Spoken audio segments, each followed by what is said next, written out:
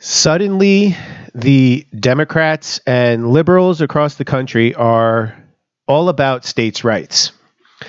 Recently, President Trump had made the decree that he was going to reopen the states. He claimed that he had the sole authority. Well, essentially, they're saying he claimed he had the sole authority to reopen the states, and the states had no say in the matter. And this drove them crazy. Now, just to kind of preface things here, I've been told time and time again that, I'm obviously a Trump supporter. I'm a big supporter of this president because he's doing a lot of good for the country.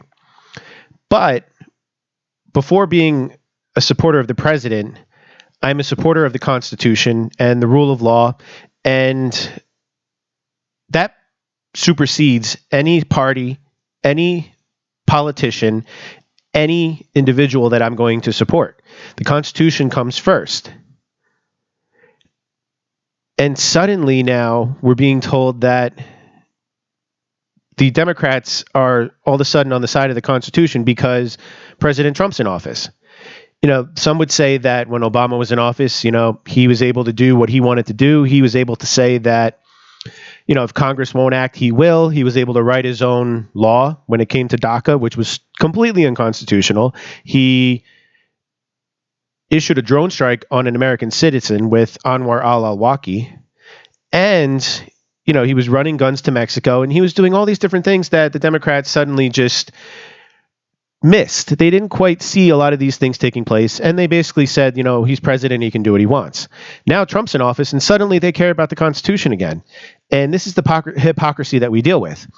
And while I do support the president, I will, I'm being told that I'm a Trumper and I'll do anything to support this president. It doesn't matter if he, doesn't abide by the Constitution. I'm just going to support this president blindly. And that is absolutely not the case. And I didn't support the president when he was President Trump, when he was kind of tinkering with the idea of red flag laws and possibly, taking away people's Second Amendment rights. There was some talk about how he was kind of treading lightly around that idea. And I was completely against that. And I'm also in disagreement with the fact that he said that he has the ability to reopen the country on his own, because constitutionally speaking, it should be a state issue. And I try to stay consistent and steadfast in what it is that I believe in. And some people say I don't call the president out. So here I am calling out the president, saying that he does not have the authority to reopen the states at a federal level. It just simply doesn't exist. But it's funny, though, because while we're willing to say that the president doesn't have the authority to reopen the states, suddenly the Democrats are all about states' rights. When their man's in office, they don't care. He can do what he can do as he pleases. Trump's in office, and suddenly they care about the Constitution, and suddenly now they're on the side of states' rights. So one has to ask the question, when a Democrat gains control of the White House again, will they still be on the side of states' rights? Will they still support the fact that the states do have the ability to do a lot of things as per the 10th Amendment, where the federal government shouldn't be able to step in? And it's also there's another aspect of this that people are failing to take into consideration, and that's the fact that if the states want to be responsible for reopening, then the states can't blame the president for the decisions that they make or the fact that they're ill-prepared to deal with a crisis like the coronavirus pandemic. They can't put the blame on the federal government when they want to be independent of the federal government as per the Constitution. It simply doesn't work that way. And then you go on to talk about how the fact that they claim that, oh, well, now, we're going to need assistance from the federal government because we simply cannot take care of this crisis financially and the resources aren't there. So we need the federal government to step in and provide us with the resources that we need to handle this crisis. Which begs the question, maybe we should keep more of the money in the state as opposed to sending it all to Washington and then being told by the federal government how much we're allowed to get back. This is an argument for states' rights, and this argument for states' rights needs to persist past this crisis. Once this crisis subsides, we need to keep the idea of states' rights in mind and put that at the forefront. So you have here now, it's funny too, because now you see like articles from Politico, from NBC, from USA Today, all suddenly crying out about states' rights and how the president doesn't have these powers. I just wish they had that same mentality when Obama was in office to keep him in check. And no, it's not a whataboutism, as so many people like to say whenever we speak about Obama. It's calling out hypocrisy between the way they approached Obama and the fact that they completely disregarded the Constitution when Obama was in office. And now suddenly they're all constitutional scholars now that Trump is in office, and he was talking about things that he doesn't necessarily have the power to do. So you have here Politico saying, Trump, it's my decision, not the governor's, to reopen the country. But the law suggests the president has less power than he thinks. So suddenly they care about the law. Suddenly they want to put the president in check, and they want to check presidential powers. But that wasn't the case not so long ago. So here it says, President Donald Trump insisted Monday that he alone could declare the United States reopen for business, continuing a contradictory line of messaging toward the nation's governors as they have taken on greater responsibilities to combat the coronavirus pandemic in the face of federal inaction. Quote, for the purpose of creating conflict and confusion, some in the fake news media are saying that it is the governor's decision to open up the states, not that of the president of the United States and the federal government. Let it be fully understood that this is incorrect, Trump wrote on Twitter. And I will be honest, I don't agree with that sentiment, because it is not the federal government's responsibility to dictate to the states how they're going to reopen right now following this crisis. Then again, the states can't, if they want to be independent of the federal government, they cannot then turn around and say it's Trump's fault because they screwed up whatever it is that they're trying to do with regards to reopening, with regards to planning, resources, and whatnot. So, quote, it is the decision of the president, and for many good reasons. With that being said, the administration and I are working closely with governors, and this will continue, he added in another tweet, previewing that, quote, a decision by me in conjunction with the governors and input from others will be made shortly. The president's reassertion of his authority runs counter to the views of legal scholars. So here we go. Here are the legal scholars coming out of the woodwork, suddenly wanting to put the president in check. And these legal scholars who say the federal government lacks the power to directly order states to reopen their economies. So now we're talking about checking the power of the federal government. But when Obama was in office, we were talking about the fact that he could act when Congress wouldn't. So how does that, it's the inconsistency and the hypocrisy that is just absolutely pathetic. Trump's tweets also contrast markedly with the directive he issued to governors Sunday via social media. The federal government is there to help. We are testing more than any other country in the world. Also, gear up with face masks. So throughout this administration's management of the public health crisis, Trump has repeatedly declined to activate a sweeping federal response. So they're complaining that he declined to activate a sweeping federal response, but yet they're saying they want the states to be able to act on their own and be independent of the federal government. So you can't condemn the lack of a federal response when at the same time you want to say that the states have more power than the federal government when it comes to handling something like this. Instead, suggesting state and local authorities should take the lead in securing much needed medical equipment and imposing enforceable orders restricting Americans' movements. So again, like I just said, you can't have it both ways. You can't blame the federal government for not acting when you say that the states have more power. At the same time, the president has toggled between sparring with several of the Democratic governors on the front lines of the outbreak and assuring the public that they are getting along smoothly, even broadcasting their occasional praise of him in campaign ads. So yeah, they have, they're having Democrat governors who have said that the president has acted appropriately and helped them throughout this crisis. But and then they turn around, like you have Cuomo, who's windbag Cuomo, who's on there every day talking about the crisis in New York, and it is a crisis. But the fact that it's become so bad in New York is largely due to the inept local leadership, especially that of de Blasio, who does nothing but condemn the president every chance he gets, despite the fact that they had the ventilators they needed and they had the resources they needed, and they sat on them, and they didn't prepare at a local level if something like this was ever to occur. It says here, the jarring shifts in the president's sentiments were evident Friday when Trump struck a confusing tone regarding his view of states' rights at the White House Coronavirus Task Force daily news briefing. The president's tweets Monday appeared to represent a similar attempt to flex its executive muscle as the White House weighs whether to extend the stringent social distancing guidelines beyond April 30th.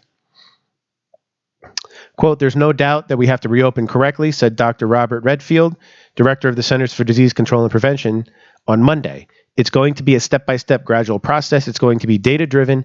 And as I said, I think it would be community by community, county by county. So they're talking about using data to reopen the states at a local level, which is the way it's supposed to be. At least one federal agency is already having conversations about what business operations would look like when people head back to work at government buildings and how to communicate to employees about the uncertain return to normal. It says, when it comes to states, however, the president's legal prerogative to order them to relax their lockdown policies is dubious.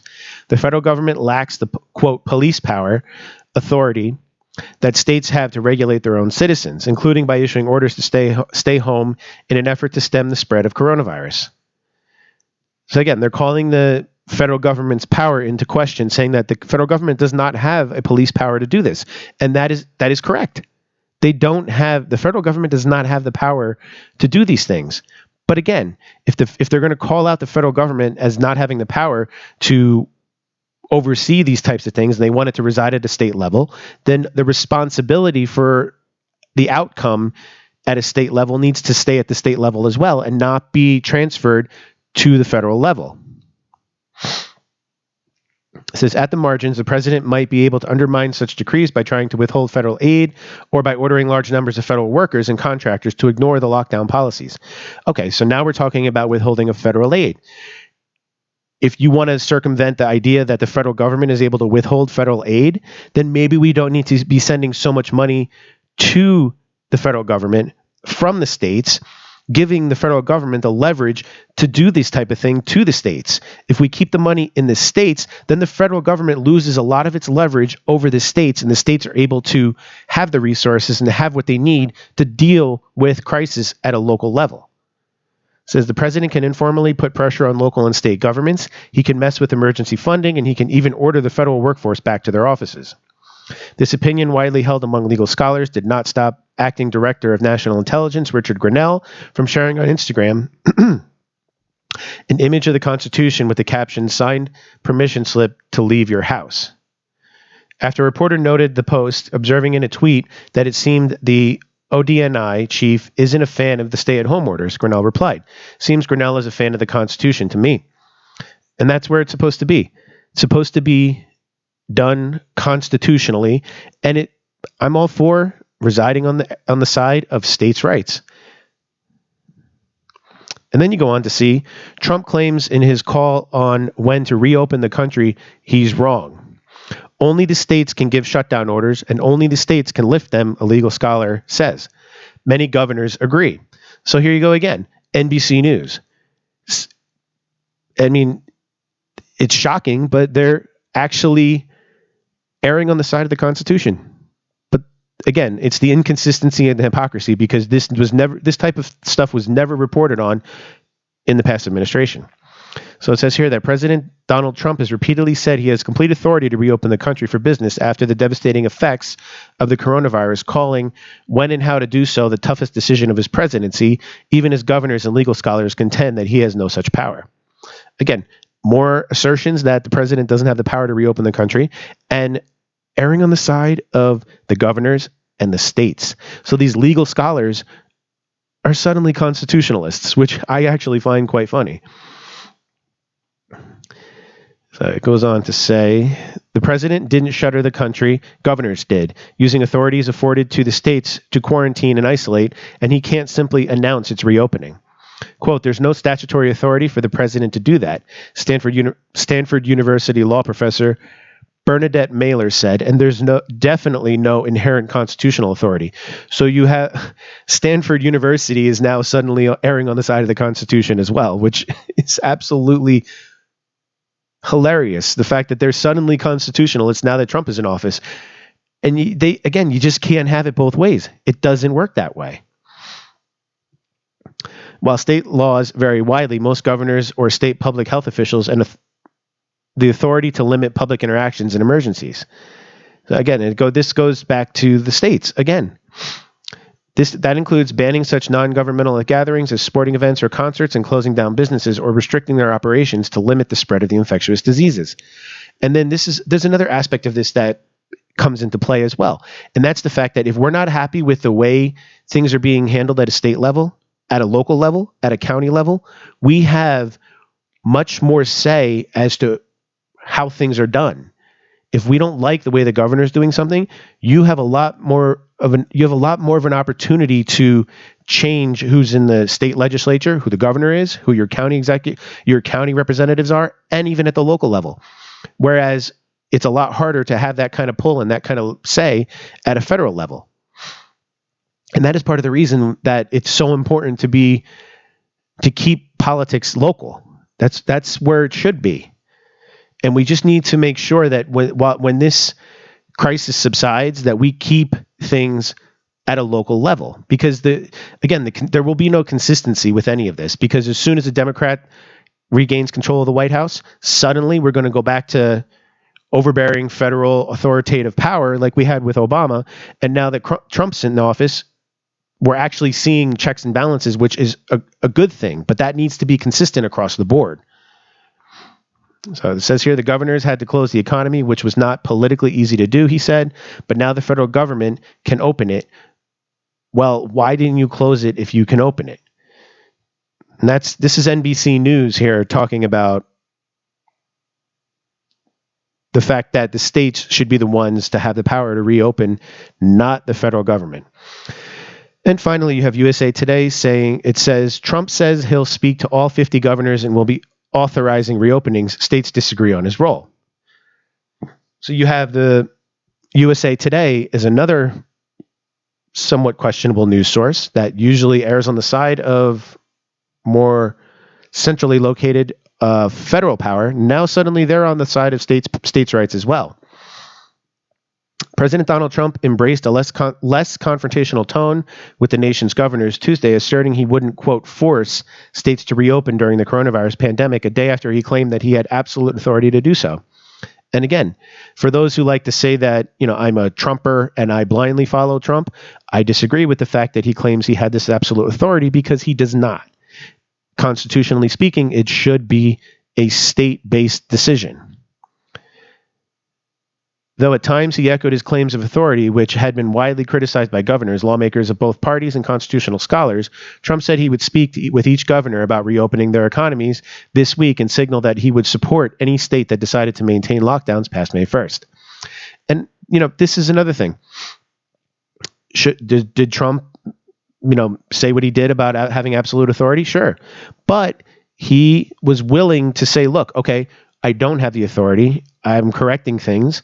And I'm going to work with the states to make sure that things open in a reasonable manner. And states that have the ability to open, states like Montana, states like, Iowa, the Midwest states that may not be as adversely affected by the coronavirus are able to open. Yes, he's going to work with them. And then states like where I live in New Jersey, New York, which have been ravaged by this damn virus, it might take a little more time for us to get back on our feet. And this is a sensible approach. So this is something we have to take into consideration as well. While he may have been wrong in the way he spoke about trying to reopen the country, now he's willing to take a sensible approach and work with the governors and do what's necessary to get the country back on its feet. And that is the sign of a true leader. And that is why I support President Trump. That's why I support him, because he's looking at things from a logical manner. So keep that into consideration when, as time goes on, we need to keep an eye out and see if this whole states' rights thing is going to continue, or like usual with the Democrats, if this was just, part of their Trump derangement syndrome and just a way to get back at the president. So again, keep that in mind. And we need to keep the Constitution at the forefront when dealing with any of these types of things. We need to keep the Constitution in mind with what we're being told we can and can't do at a local level. and hold our elected officials accountable. That's what it comes down to at the end of the day. So appreciate you guys tuning in. Please check the subscribe button down below and give it a like and share if you'd like my videos. And thank you guys for tuning in, and I'll talk to you soon.